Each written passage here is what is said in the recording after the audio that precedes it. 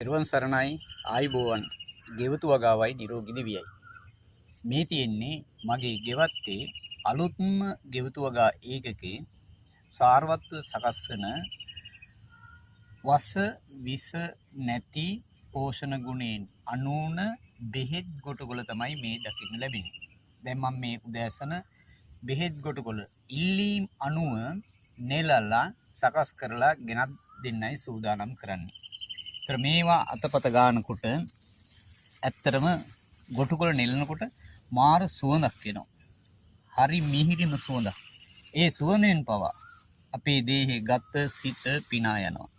ලස්සනට වැඩෙන මේ නිරෝගී ගොටුකොළ අස්වැන්න නෙලන කොටත් හිතේ ඇතිවන ඒ සැහැල්ලු බව ජීවිතේට ගොඩාරියක් වටිනවා. හැමදාමත් අපේ ජීවිතේට දේහේ නිරෝගීකම කියන එක ඉතාම වැදගත් වෙනවා කියලා හැම කෙනාම දන්නවා. දේහ ප්‍රතිශක්තිය ගොඩනගන හොඳ ඖෂධීය මැල්ලුමක් නැත්නම් පලා වර්ගයක් විදිහට මේ ඖෂධීය බෙහෙත් ගොටුකොළ අපිට නම් කරන්න පුළුවන්.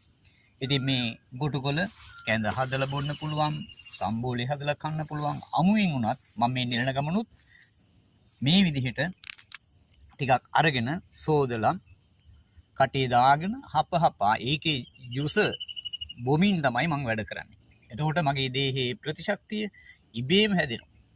ඒ හින්දා ලෙඩ රෝග හදාගෙන බෙහෙත් ගන්නවට වැඩිය වස විස නැති ආහාර වේලකට වස විස නැති පලා ටිකක් එකතු කරගත්තාම කොයිතරම් අපූර්වද. ඔබත් හැකි පමණින් අඩියක් හෝ අඟලක් හරි අඟල් දෙකක් හරි නේද? ඒ විදිහට වස විස නැතුව යම් දෙයක් තමන්ගේ ආහාරය පිණිස සකස් කරගන්නේ නම් ඔයාගේ සෙනෙහ බරාදරණීය දරු පැටවුන්ගේ ශරීර සෞඛ්‍යය කොයිතරම් හොඳට පවතිනවද නේද? ආරෝග්‍ය පරමාලාභය. එතකොට නිරෝගී සම්පත තමයි පරම ධනය.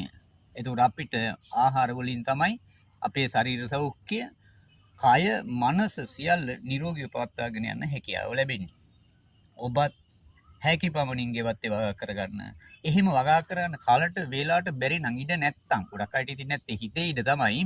ඉඩ නැත්තම් හදන එක්කෙනෙක්ගෙන්වත් ඒ ආහාර ද්‍රව්‍ය ටික වස විස නැතුව ගන්න තියෙනවනම් ඔබ මහා වාසනාවන්ත පුද්ගලයෙක් නේද? එසේනම් තවත් මෙවැනි ලස්සන මිහිරි වීඩියෝ තුලින් ඔබව හමුවනතෙක් අදට සමුගන්නවා. හැමෝටම සුබ දවසක් වේවායි කියලා ප්‍රාර්ථනා කරනවා. තෙරුවන් සරණයි.